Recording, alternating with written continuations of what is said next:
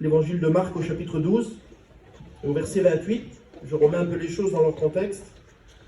Jésus venait de répondre déjà à des gens qui se posaient des questions.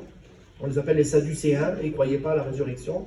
Et Jésus va régler la question, il va leur parler, il va les enseigner. Et à côté, non loin de là, il y a ce qu'on appelle des scribes. On ne pouvait pas mieux connaître que la parole, les Écritures, que les scribes. C'est eux qui la retransmettaient, c'est eux qui l'écrivaient. Donc ils n'étaient pas ignorants de ces choses. Hein? Ils n'étaient pas du tout ignorants de ces choses. Ils savaient exactement ce qui était écrit. Mais si vous voulez, on est toujours, nous, et puis c'est comme ça. Notre peuple, vous avez vu aujourd'hui, et béni soit Dieu pour nos voyages et nos séminaires, beaucoup de nos frères arrivent d'Israël, beaucoup arrivent d'Espagne, certains arrivent d'Italie. Ce n'est pas les séminaires et les voyages qui manquent. Combien d'informations emmagasinées, combien de réflexions, combien de bénédictions, combien de notes, combien de points qu'on ne savait pas, combien de choses, et c'est pas mal en soi, si on les assimile pour les mettre en pratique. Mais si c'est juste pour emmagasiner des informations, vous pouvez en emmagasiner toute votre vie. À un moment donné, dans l'évangile de Jean, chapitre 5, verset 40, Jésus va faire la remarque, il va dire, vous scrutez les Écritures. Quand Jésus dit scruter, ça veut dire ils approfondissaient les messages de la Bible, les lettres, dans les textes originaux. Ce n'était pas superficiel. Non, il dit, vous scrutez les Écritures parce que vous pensez avoir en elles la vie éternelle. Donc il était question de salut, c'est de la plus haute importance. Mais il dit, ce sont elles, les paroles que vous scrutez, qui rendent témoignage de moi, et vous ne voulez pas venir à moi pour avoir la vie. Donc c'était un non-sens énorme. Et là, les scribes, voyant qu'il avait bien répondu aux Sadducéens, ils vont s'approcher de Jésus et ils vont poser une question qu'ils savaient déjà. Et nous, on est friands de ça. On veut savoir des choses qu'on sait déjà. Mais le problème, c'est que ça n'avait pas été mis en pratique. Ils vont s'adresser à Jésus en lui disant, quel est le plus grand des commandements? Le premier des commandements. Quand on dit le premier, c'est prioritaire, c'est salutaire, c'est le plus grand, c'est ce qui passe d'abord. On est d'accord pour dire ça? C'est quelque chose qui passe en premier dans nos vies. Et comprenez bien qu'il va y avoir une importance capitale pour toute chose.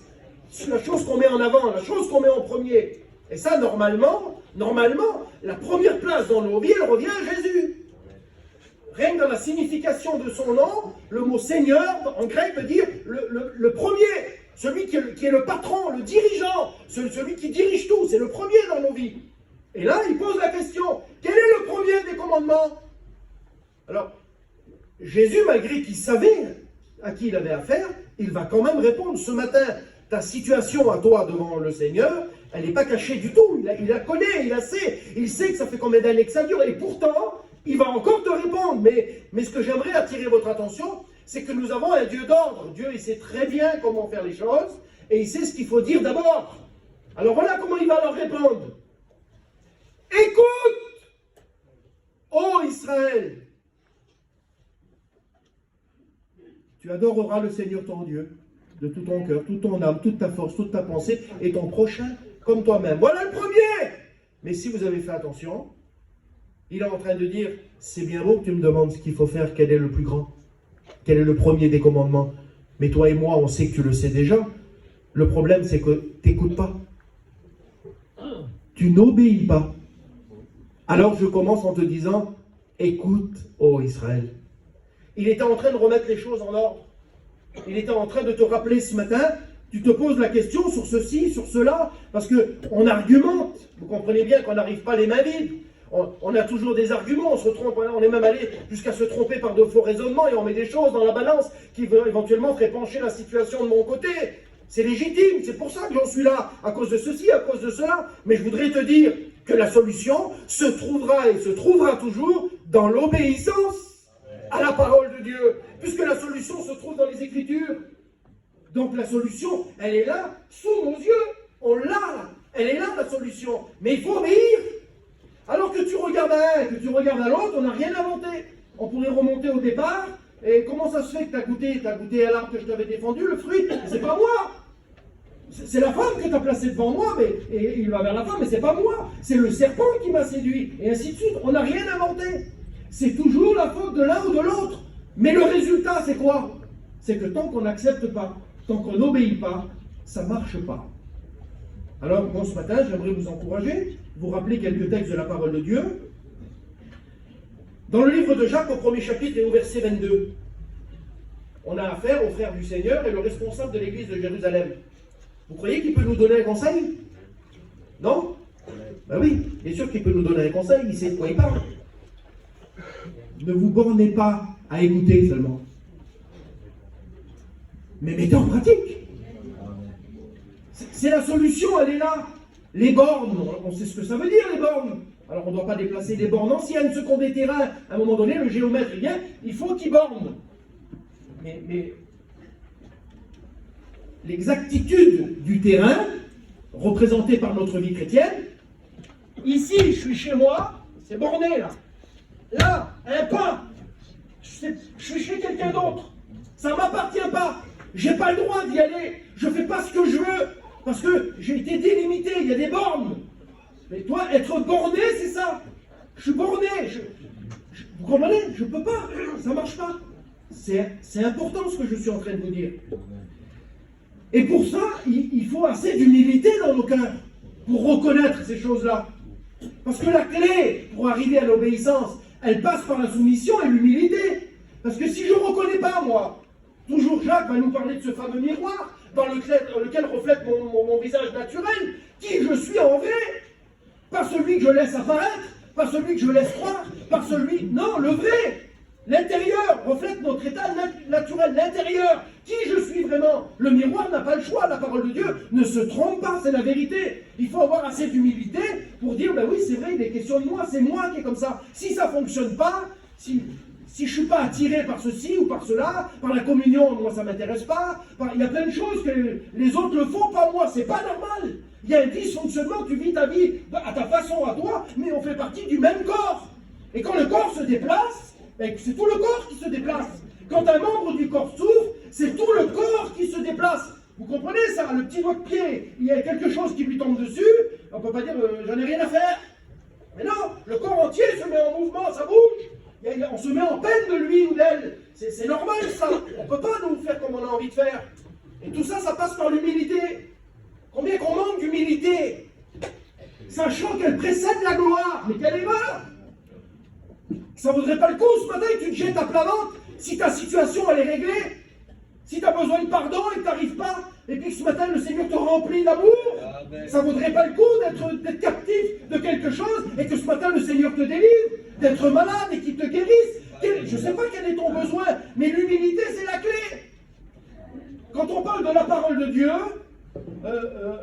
voilà, c'est la Bible, mais le psaume 119, c'est l'hymne à la parole de Dieu. J'adore ce psaume-là. Lisez-le régulièrement parce que c'est une richesse extraordinaire. Et le psalmiste, il va nous donner quelque chose que j'en parle beaucoup en ce moment. Parce que c'est important. Il y a, sur 176 versets, il n'y a que 4 versets qui ne parlent pas directement de la parole de Dieu sous 10 synonymes différents. Il y a 10 synonymes. Alors, parole, précepte, loi, ordonnance, commandement, voix, tout ça, il y en a 10 qui nous parlent de la parole de Dieu. Pourquoi il y en a 10? Parce que 10, c'est le commandement de Dieu, mais c'est aussi la volonté de Dieu et la responsabilité des hommes.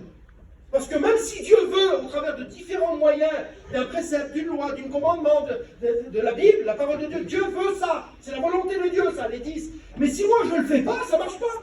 Même que Dieu le veut. Dieu me parle, il me dit, fais ça, écoute. Mais si moi je ne mets pas en pratique, ça ne sert à rien, c'est inutile, c'est stérile, ça ne porte rien. Et là, le psalmiste, il va mettre, à 4 reprises, il va mettre quelque chose en avant. Ça reste le psalmiste. Il est l'homme de Dieu. Il est un chrétien. Bien sûr que tu es un chrétien. Mais regardez l'humilité. À un moment donné, il dit ça.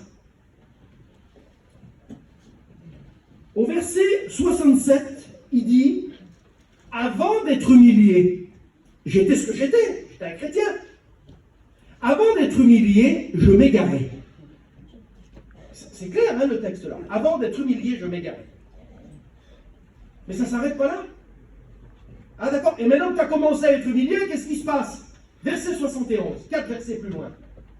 C'est bon d'être humilié. Ah. Avant, c'était pas comme ça. Des fois, l'humilité, ça pique un peu. Hein.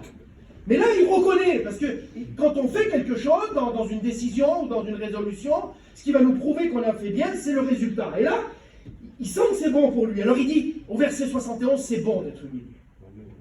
Au verset 75, il va encore un petit peu plus loin, et il dit, c'est par ta fidélité que tu m'as humilié. Il a réalisé que c'est parce que Dieu l'aimait. C'est parce qu'il avait de l'importance aux yeux de Dieu. C'est parce qu'il savait que Dieu, tant qu'il n'arriverait pas à ses fins, ça ne serait pas bien pour moi. Alors, il a insisté, il m'a aimé, il savait que c'était ça la solution. Écoutez, si c'est ça la solution pour régler le problème, parce que c'est toi, Dieu ne va pas faire autrement.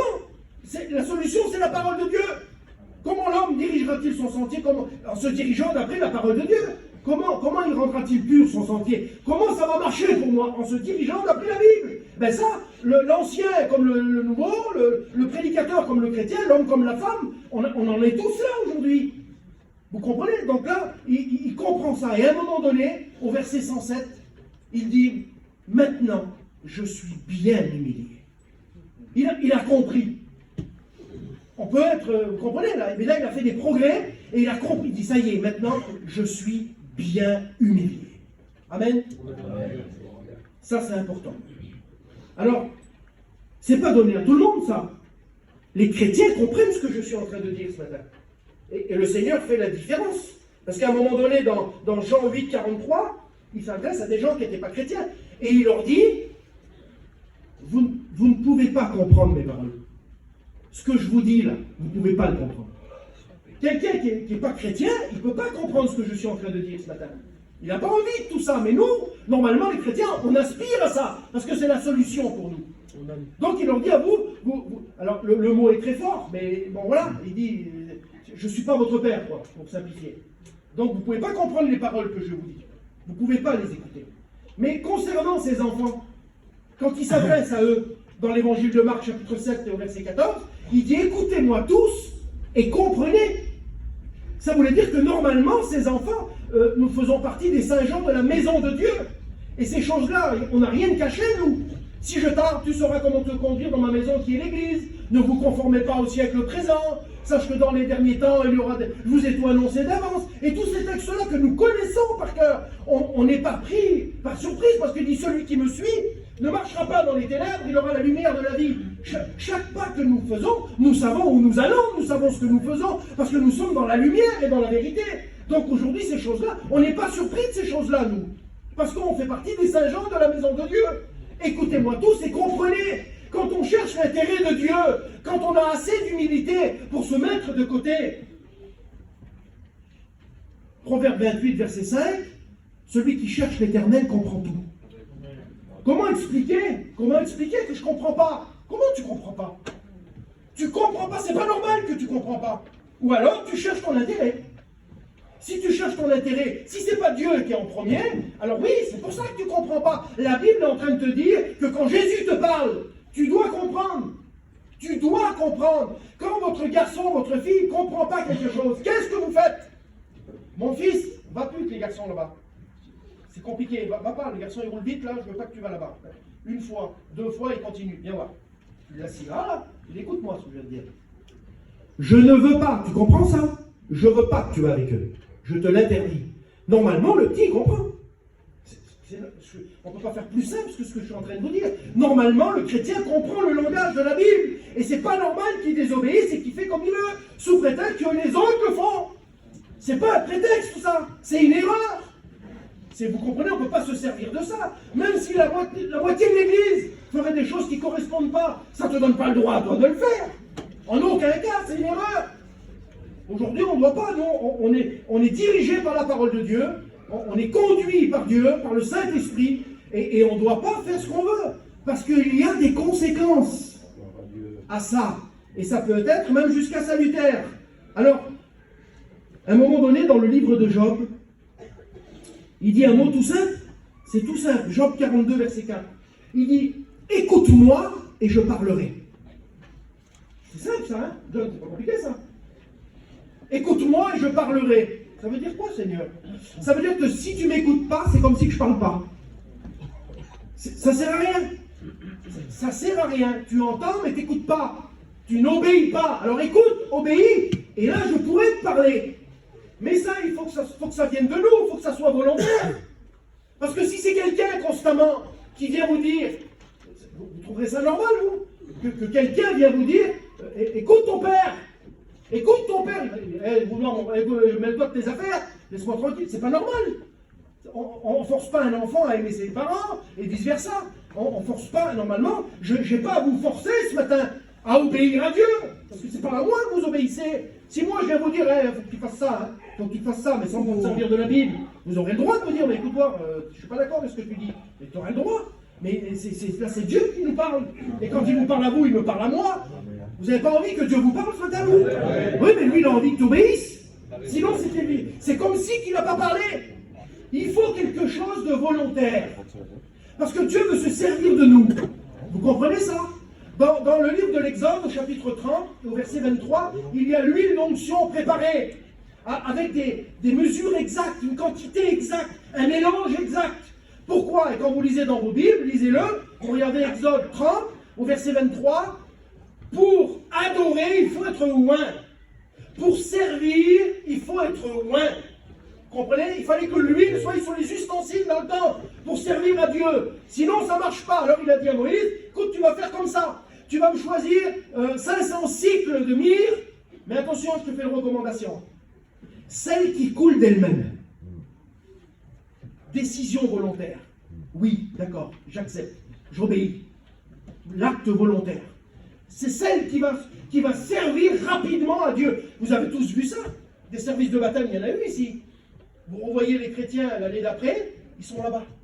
Ils sont partout. Ils font ça, ils font ça, ils font ça. Puis il y en a des autres, ils ont été baptisés il y a 10 ans, ils sont toujours au même endroit, ils font rien.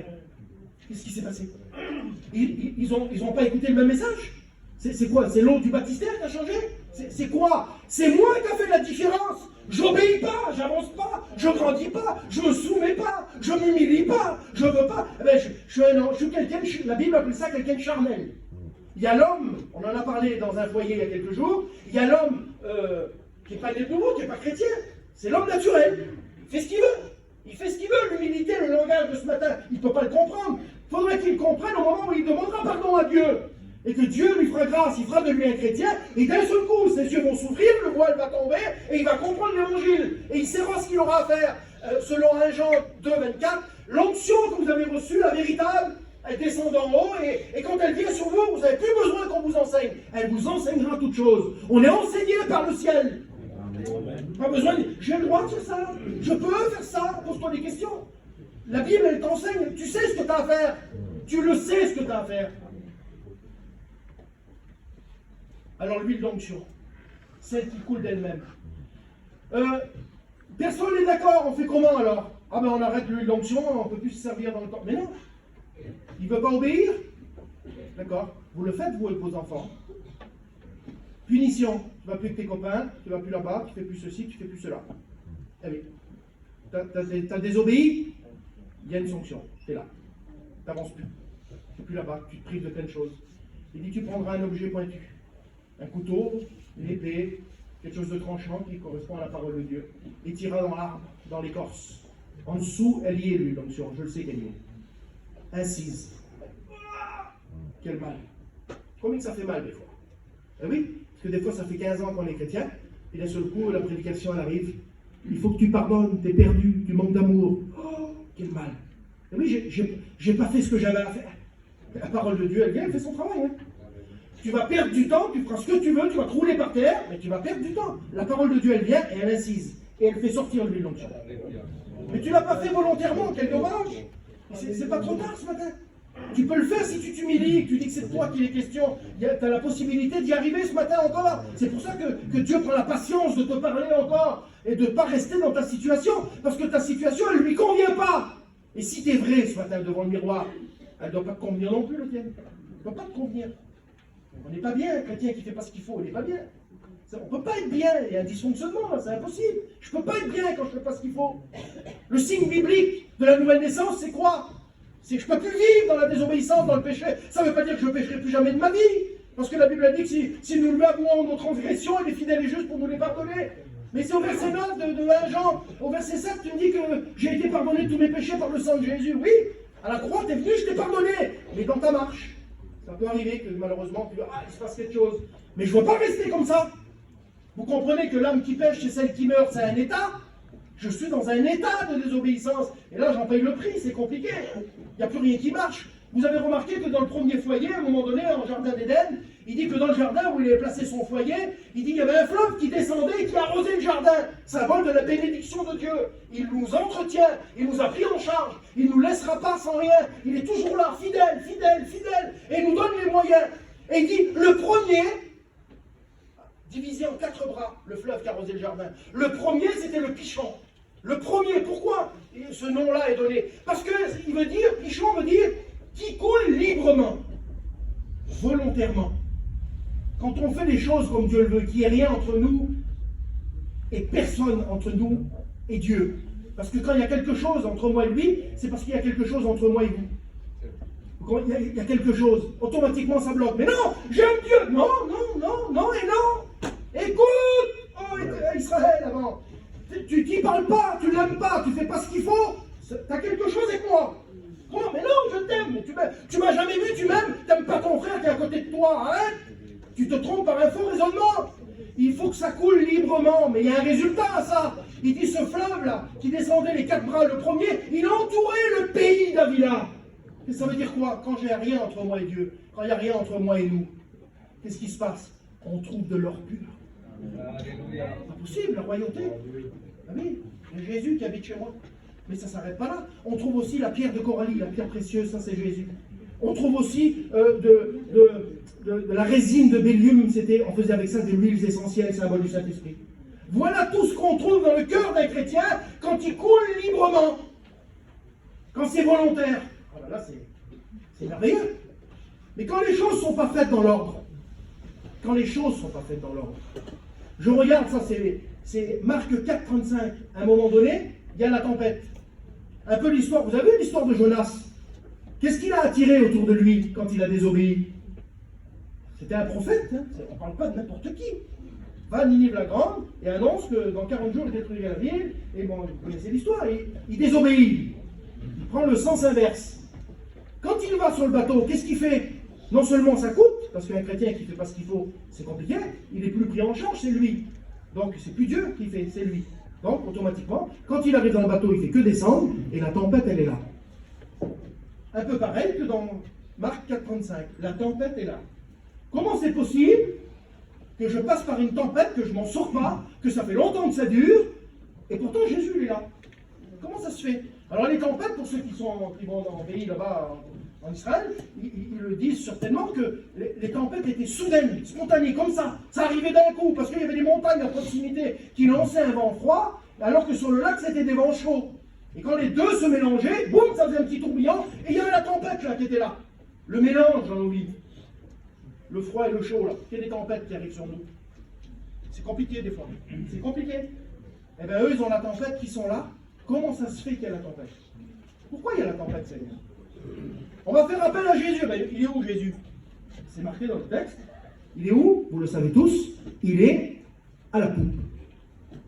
Et je fais bien signe comme ça, parce que la poupe, c'est l'arrière de la barque. Ah, mais non, mais le pichon, c'est le premier. Jésus, Seigneur, il veut dire le premier. Celui qui est devant. Mais, je n'ai pas fait les choses comme il fallait. Il est à l'arrière. Alors à l'arrière, Jésus, écoute, je parlerai. C'est comme si tu n'écoutes pas que je ne parle pas. Si tu me mets dans ta vie mais que tu me mets à l'arrière, je dors. C'est comme si je dors. Je dors. Ah oui, c'est pas étonnant qu'il y ait la tempête. Ah là, il y avait du ministère dans la barque. Il y en avait du ministère. Hein. Oui, mais quand la tempête elle est là, c'est pas du ministère qu'on a besoin. C'est de Jésus. C'est de Jésus qu'on a besoin. Vous comprenez bien que ça me parle à moi, il n'y a pas de raison que ça ne vous parle pas à vous. Qu'est-ce qu'il faut faire? Moi je le suis à lui. C'est le chemin. Mais d'un seul coup, vous suivez quelqu'un, vous, mais c'est lui qui connaît la route et que vous passez devant. Ça vous énerve pas quelqu'un, ça, quand vous êtes parti quelque part et que lui, il est toujours devant, il fait que de se tromper? Il est le garçon, il est du pays, là. Tu ne vas pas le laisser passer devant. Non, il veut toujours être devant, lui. Il fait que de se tromper. Avant d'être humilié, je m'égarais. Quand on ne connaît pas la route, on s'égare. Quand Jésus se réveille, je ne sais pas il y avait combien de temps qu'il y avait la tempête, je ne sais pas il y a combien de temps que la situation elle est compliquée, mais je sais une chose, c'est qu'au moment où tu remets les choses en ordre, au moment même, quand Jésus le réveille, tu t'inquiètes pas qu'on périt alors. Non, il ne s'inquiète pas. Mais si, mais c'est toi qui as fait ça. Ça, c'est le résultat, vous savez, hein, nos fautes, le Seigneur, il nous les met sous le nez, hein, il veut que ça nous serve de leçon. Sinon, ça fait de nous des enfants gâtés. Ah, c'est rien, c'est pas grave. Et puis tu recommences demain. Comprends bien. Si tu désobéis, toi, que tu vas partout, tes petits désobéissent, et tu le punis jamais, toi. Le petit recommence constamment. Par contre, si ça lui sert de leçon, il ne fera plus. Ben, Dieu fait ça. Jésus fait ça. Jésus repasse devant. Instantanément. Silence, tais-toi. Parle plus. Le problème s'arrête. Instantanément. T'as pas envie de ça, ce matin? Pourquoi faire? Encore attendre et ne pas remettre les choses en ordre et remettre Jésus à sa place. Librement. Volontairement. Moi, je pense que ça serait de la plus haute importance de faire ça ce matin. Parce que, vous savez, alors je regardais ça, je vais parler de ça aux jeunes cet après-midi.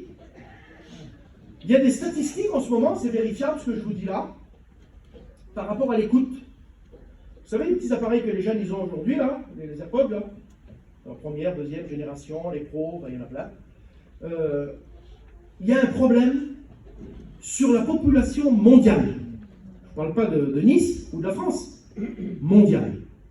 50% de la population dans une tranche d'âge de 14 à 34 ans. Ils ont 50% de ces gens-là des gros problèmes d'audition à cause des AirPods. À cause de quoi? Deux choses sont mises en avant. Une utilisation trop fréquente, donc trop souvent, et une utilisation trop forte de ce qu'on écoute. Alors, on se dit, nous, on les enlève, la réunion, je ne les ai pas. Oui, mais l'utilisation que tu as en dehors de la réunion, on ne passe pas notre temps à la réunion. Combien de temps dans le mois, dans l'année, depuis que tu es chrétien, tu passes plus de temps dehors qu'à la réunion?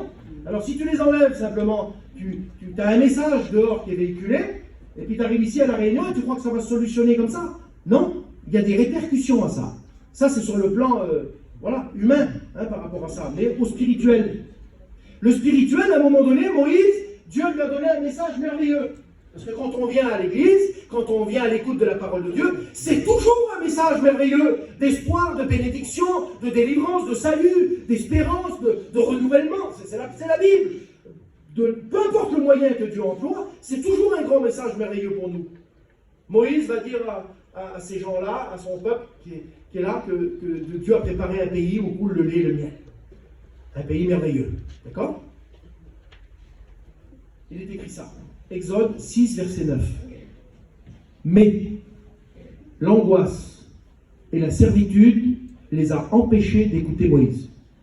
C'est-à-dire que le message, il leur a passé là, parce que 430 ans d'esclavage, c'était beaucoup trop long. Un usage trop fréquent. Les AirPods de l'ennemi.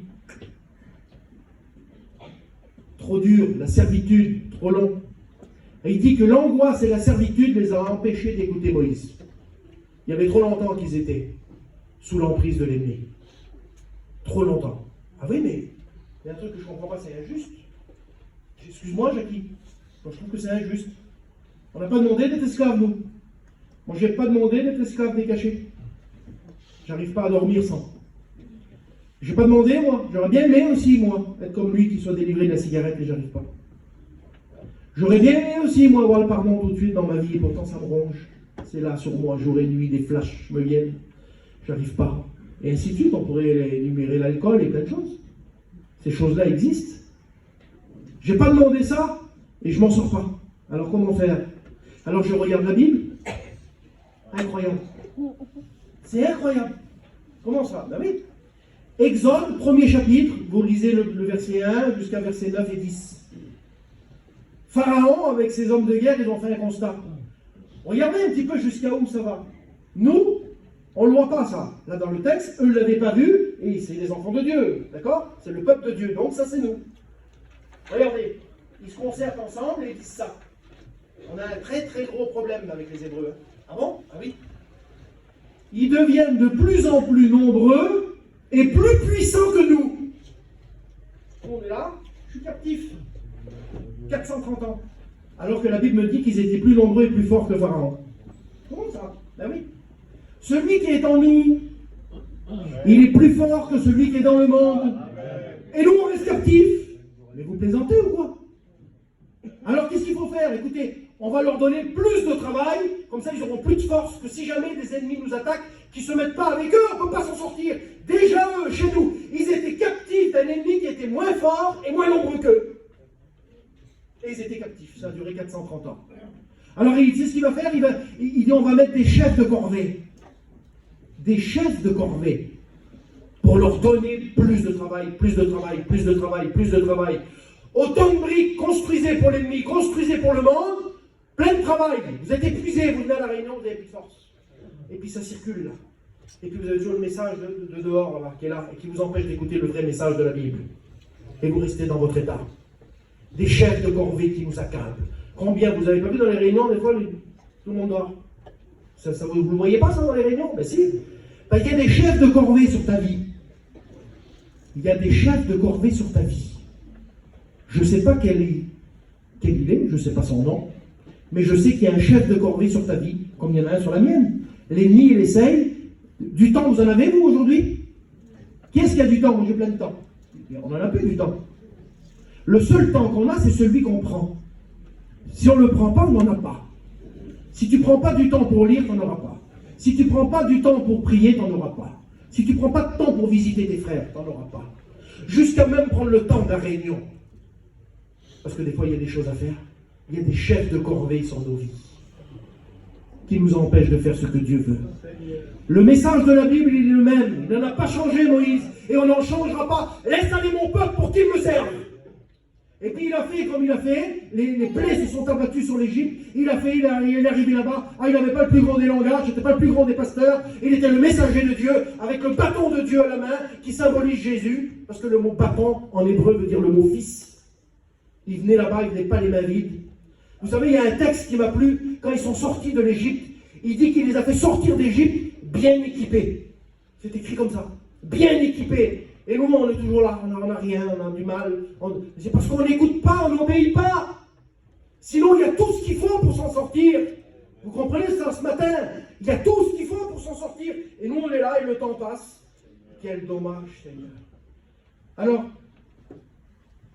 je réfléchissais à ça, c'est que une mauvaise écoute, automatiquement, il y a un mauvais langage. Quand j'écoute pas bien, je parle pas bien. Il y a plein de petits enfants comme ça, qu'à un moment donné, on dit le petit parle pas.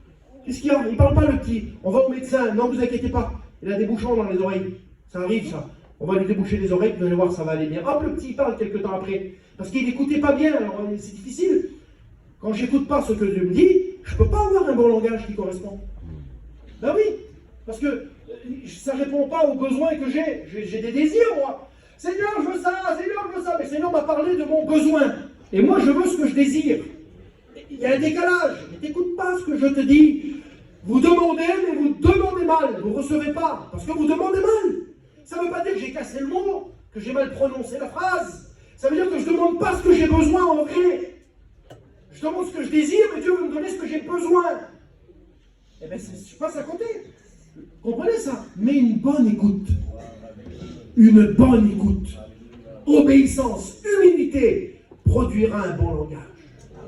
Parce que la première chose que je vais faire, c'est dire, je te demande pardon, Seigneur. Avant d'être humilié, quelle vérité, je m'égarais. Puis là maintenant, ben c'est bon d'avoir été humilié. Parce que c'est par ta fidélité que tu m'as humilié. Et puis maintenant, Seigneur, je suis bien humilié. Ça y est, j'ai compris. Je sais ce que j'ai à faire. Ça, c'est la parole de Dieu. Alors, je vous cite un exemple de la Bible. Marc 7, 31, vous voulez? Il est 11h10, on a encore un petit peu de temps. Vous connaissez ce texte de cet homme qu'on a amené?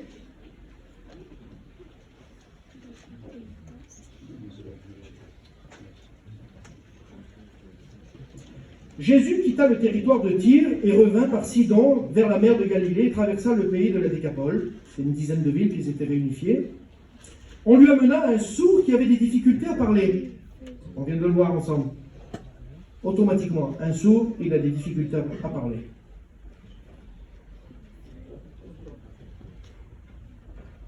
On le pria de lui imposer les mains. Il le prit à part. Voilà comment ça se passe. Il le prit à part. Vous comprenez? Il y a des messages, c'est pour l'église, pas de problème. Mais il y a des fois des directions. Et là, c'est toi et lui. Jésus, il le prit à part. Et c'est ce que tu as besoin ce matin. Loin du peuple, loin de la foule, loin du bruit, loin de tout ce qui t'empêche de bien écouter.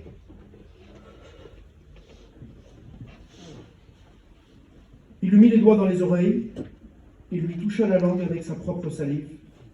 Puis, levant les yeux, il dit au ciel, et soupira et dit, Ephrata, ce qui veut dire, ouvre-toi. Ce matin, je t'en supplie, ouvre-toi. Jésus le fait, il n'a pas perdu de son efficacité, la parole de Dieu. Excuse-moi, mon petit frère. On vient de regarder sur le téléphone, il y a Georges Lure qui va mourir. D'accord. Alors, on savait que ton frère était malade. Non, mais il n'y a pas de souci. Vous voulez qu'on prie le Seigneur?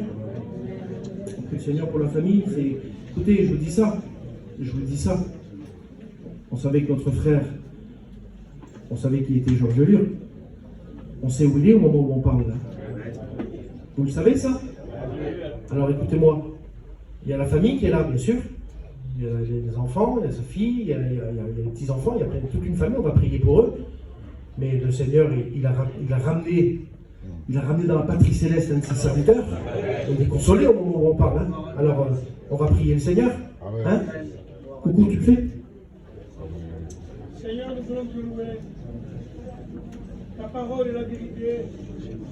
Ta parole concerne le cœur. Seigneur, c'est toi qui donnes la paix. Vois cette famille qui passe par la douleur, te demandant de leur donner ta paix, la paix qui vient du ciel, la paix qui vient de toi. Va réconforter ces cœurs, bénis cette famille, Seigneur. Que ton nom soit glorifié. Amen. Amen. Gloire à Dieu. Merci au Seigneur. On a vu tout à l'heure que quand Jésus est à sa place, au moment où il dit à la tempête, silence, tais-toi, la tempête se calme tout de suite. Et là, dans le texte-là, cet homme qui était sourd et muet, quand Jésus intervient, il est écrit que, aussitôt, ces trois mots qui dominent l'évangile de Marc, aussitôt, peu après et à l'instant. C'est des choses qui se sont faites immédiatement, instantanément. Il parla, parce qu'il a écouté. Quand Jésus lui met les mains dans les oreilles, le doigt, tout de suite il écoute. Donc, automatiquement, le langage est changé tout de suite. La Bible dit ça. Il parla très bien. C'est marqué dans le texte, comme ça. Il parla très bien. Et quand on parle de ça, parler très bien, on pourrait dire beaucoup de choses. C'est-à-dire demander les vraies choses par rapport à Dieu. Il parla très bien. Moi, il parlait bien.